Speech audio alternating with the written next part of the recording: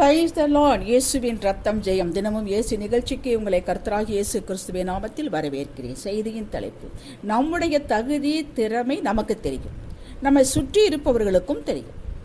ஆதார வசனம் 1 கொரிந்தியர் 1:25 29 வரை வாசித்துக் கொள்ளுங்கள். இதன்படி தேவனுடைய பைத்தியம் எனப்படுவது மனுஷனுடைய ஞானத்திலும் அதிக ஞானமாய் இருக்கிறது. தேவனுடைய பலவீனம் எனப்படுவது மனுஷருடைய பலத்திலும் அதிக பலனாயிருக்கிறது. எப்படி எனில், சகோதரரே, நீங்கள் அழைக்கப்பட்ட அழைப்பை பாருங்கள். மாம்சத்தின்படி ஞானிகள் அநேகர் இல்லை, வல்லவர்கள் அநேகர் இல்லை, பிரபுக்கள் அநேகர் இல்லை. ஞானிகளை வெட்கப்படுத்தும்படி தேவன் உலகத்தில் பைத்தியமானவைகளை தெரிந்து கொண்டார். பலமுள்ளவைகளை வெட்கப்படுத்தும்படி தேவன் உலகத்தில் பலவீனமானவைகளை தெரிந்து கொண்டார். உள்ளவைகளை அவமாக்கும்படி உலகத்தில் இழிவானவைகளையும் அற்பமாய் எண்ணப்பட்டவைகளையும் இல்லாதவைகளையும் தேவன் தெரிந்து கொண்டார். மாம்சமான எவனும் தேவனுக்கு முன்பாக பெருமை பாராட்டாதபடிக்கு அப்படி செய்தார். கிறிஸ்துவுக்குள் அன்பானவர்களே, நீண்ட வசனம் நல்லது. தேவ வசனத்தை கேட்பது நல்லது. நீங்களும் நானும் பாக்கியவான்கள். நீங்களும் நானும் தேவனால் தெரிந்து கொள்ளப்பட்டவர்களும் அழைக்கப்பட்டவர்களும் அவருடைய முழு அன்பிற்கு பாத்திரவான்களாக இன்று நிற்கிறோம் என்றால் இதை காட்டிலும் உலகத்தில் வேறு அதிசயம் அற்புதம்தான் என்ன கணக்கு. எப்பொழுது தெரிந்து கொண்டாராம்? உலக தோற்றத்திற்கு முன்னே, தாயின் கருவில் உருவாகும் முன்னே. எரேமியா 1:5. எதன் அடிப்படையில் தெரிந்து கொண்டார்? ஏன் தெரிந்து கொண்டார்? எனக்கு தெரியாது.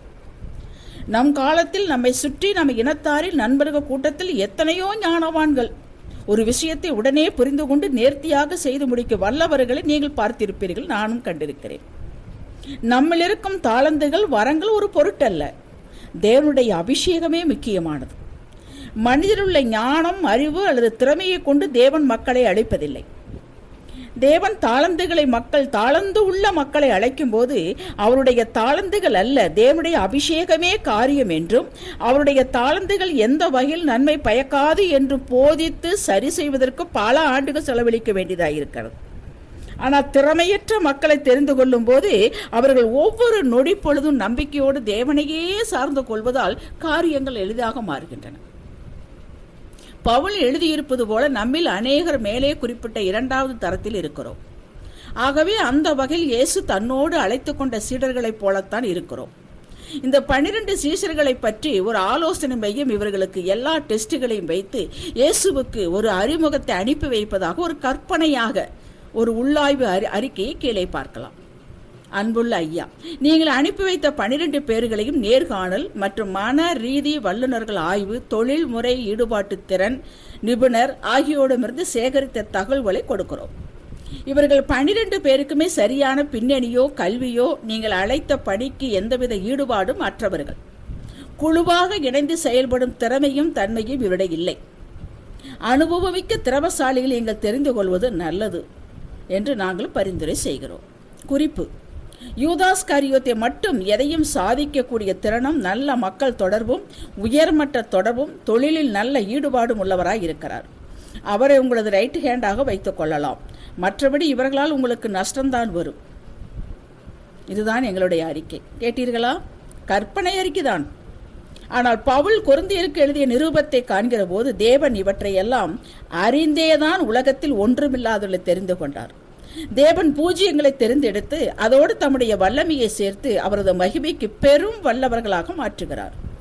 சகரியா 4:6 சொல்லப்பட்டது போல, பலத்தினாலும் அல்ல, பராக்கிரமத்தினாலும் அல்ல, என்னுடைய ஆவியினாலேயே ஆகும் என்று சொல்லப்பட்டது போல அவராலே எல்லாம் ஆகும். நீங்களும் நானும் நம்மில் ஒன்றுமில்லாதவர்கள் தான். சுயாதீனமாக இருக்க நாம் முயற்சிக்க கூடாது. இது இருந்தால் தோல்வியே வரும். தேவன் மீது முற்றுமாக சார்ந்திருப்பதையே எப்போது நாம் கற்றுக்கொள்ள வேண்டும். நாம் ஏன் சுயாதீன சிந்தையுள்ளவர்களாக இருக்கிறோம் என்றால், நாம் நன்றாக இருக்க வேண்டும் என்று யாரும் எதிர்பார்ப்பதில்லை. நமது நலனில் யாருக்கும் அக்கறை இல்லை. இந்த கசப்பான அனுபவத்தின் மூலமாக நம்மை நாமே முன்னேற்றிக் கொள்ள வேண்டும் என்று செயல்படக்கூடிய உணர்வு மேலோங்கும் போது இப்படி முடிவெடுக்கிறோம். இந்த உணர்வை இயேசு கிறிஸ்துவுக்குள் இன்று சிறையாக்குங்கள். உங்கள் நலனில், பாதுகாப்பில், செழிப்பில், உயர்வில், ஆரோக்கியத்தில் நாட்டமும் திட்டமும் கொண்ட அப்பாவிடத்தில் உங்களை முற்றிலும் சமர்ப்பியுங்கள். பதில் உலகத்திலிருந்து வராது. மனிதர் மூலமாகத்தான் உதவிகளை அனுப்புவார். ஆனால் அவர்கள் அல்ல உங்களுக்கு சோர்ஸ். அந்த திறக்கப்பட்ட ஊற்றாகிய கிறிஸ்துவே உங்களுக்கு ஆதாரம்.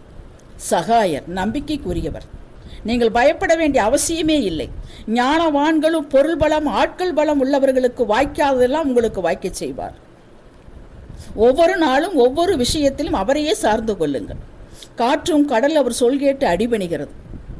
அந்த அதிகாரிகள் எம்மாத்திரம் உங்களுக்கு எதிராக பேசுகிறவர்களை உங்களை பட்சமாய் பேசவும் உங்களுக்காக கிரியை செய்யவும் காரியங்களை மாறுதலியாக முடித்துக் கொடுப்பார். அது அவருக்கு லேசான காரியம்.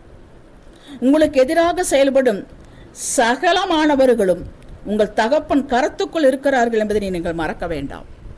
வாருங்கள் ஜெபிக்கலாம். அன்பின் தகப்பனே, ஒன்றுமில்லாத நீர் உருவாக்குகிறவர், இல்லாதவைகளை இருக்கிற போல் அழைக்கிற தேவன், எல்லாவற்றையும் எல்லாவற்றால் நிரப்புகிற தேவன், எங்களுக்காக காரியத்தை சீக்கிரமாக முடிக்கிற தேவன் என்பதை நாங்கள் அறிவோம். கர்த்தாவே, நீர் ஒன்றுமே பூஜ்ஜியத்திலிருந்து உருவாக்குகிற தேவன். நாங்கள் என்ன எம்மாத்திரம், நாங்கள் என்ன என்பதை நீர் அறிவீர், நாங்கள் அறிவோர். கர்த்தாவே, எங்களுக்குள் உமது வல்லமையை ஊற்றுமையா, உம்முடைய அன்பை ஊற்றுங்கள், உங்கள் சித்தத்தை தெளிவுபடுத்துங்கள். ஒவ்வொரு நாளும் செய்ய வேண்டிய காரியத்தை எங்களுக்கு காட்டுங்கள், வெளிச்சமிட்டு வட்டமிட்டு காட்டுங்கள் தகப்பனே. அதன்படி நாங்கள் செய்வோம். எங்களை நேர்வழியாய் நடத்தும் ஐயா. எங்கள் கரங்களை பிடித்துக்கொள்ளு சுவாமி. இயேசுவின் நாமத்தில் பிதாவே, ஆமென்.